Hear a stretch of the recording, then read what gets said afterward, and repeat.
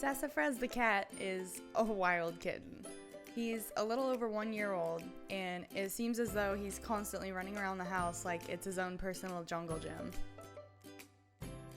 Once he's finally tired himself out, he tends to shift his efforts towards terrorizing the dog. He loves biting his ears and pouncing on his tail whenever he thinks it's about to move.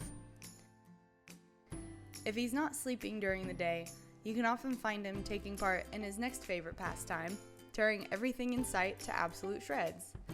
The more important the document, the more likely he is to get a hold of it.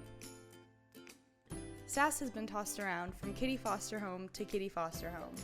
He left his first family with little baby Chloe, but then they gave him back to the Humane Society after he tried giving her some pets and he accidentally forgot to put his claws away. His second family, pretentious snobs if you ask me, treasured the world's ugliest plastic-wrapped couch that once belonged to some Prince What's-His-Face from the 15th century whatever. But if you ask me, Sassafraz did him a favor by tearing it into next Tuesday. If anything, that couch looked better than ever by the time he was done with it. It was about 6 foster families later when he finally found his forever home. Sassafraz had it good. A happy married couple with 2 kids and no dog to share territory with. And this family had money too.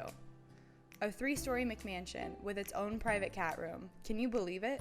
In the mornings, he lounges in the sunroom, snacking on the cooked and peeled shrimp the nanny would put in his bowl if he went a whole day without shredding anything. That kicked him of the habit pretty fast.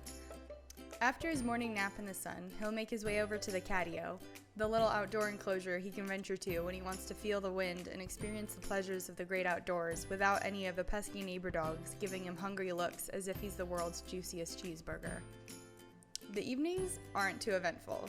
Usually by now, Sass has already eaten his turkey and mashed potatoes and gravy meal fit for a king and spiraled into a food coma that will take him until 2 a.m.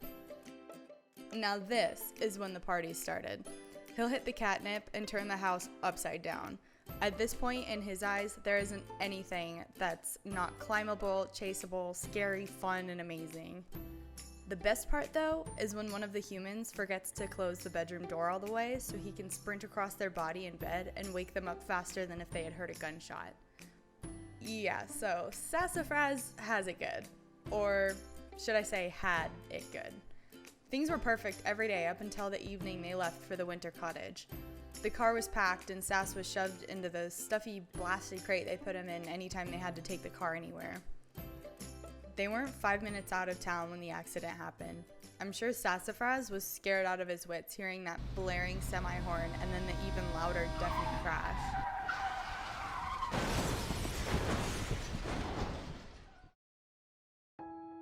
It was a few days later he woke up in the scary vet's office that always smelled like a sterile plastic bag.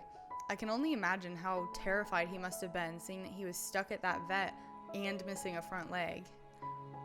I'm glad he survived, but the poor guy must have been so confused. What happened? What was that loud crash and blinding light? Where was his family? After his little kitty stump healed, his family came back to the vet, only once they saw how he looked with only 3 legs, the way he couldn't walk right or play the way he used to, the way he wasn't normal anymore, they didn't want him. They dropped him back off at the Humane Society that he was all too familiar with just 1 year before. What Sassafraz didn't know, though, was the day that he was dropped off was the best day of my life. I'd never owned a cat growing up. My mom was always allergic, but I had just graduated college and got my own place that allowed pets. I didn't even think that I wanted a pet yet, though. I hadn't really thought about it before that day, but I don't know what it was exactly. I just knew that my cat was waiting for me to go pick him up.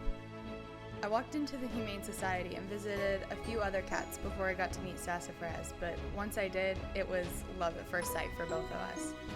I know what it's like to be a little different, to be not normal, whatever that means, but that's exactly what makes me, me.